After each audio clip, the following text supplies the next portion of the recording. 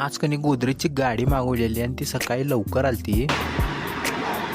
गाडी लावून घेतल्यावर कनी पहिला तिथली जागा कनी जरा साफसफाई करून घेतली आणि मग गाडी उतरायला आम्ही चालू केली. या गाडीत कनी हमाल नसल्यामुळे कनी मी आणि आमचं पप्पा दोघंजण मिळून कनी लगे पोती उचलून टाकली खाली. मालक म्हणून नुसतं खुर्चीत बसून चालत नाही, असली कामं पण करायला लागतात. तेव्हा कुठं जाऊन माणूस मोठा होतोय.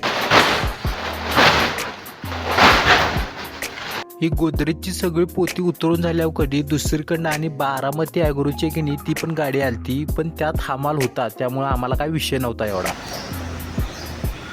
बारामती ॲग्रोवांचे की नाही ॲग्रो बायपास म्हणून आहे, त्याचा रिझल्ट आहे की नाही एक नंबर आणि कडक असा रिझल्ट आहे.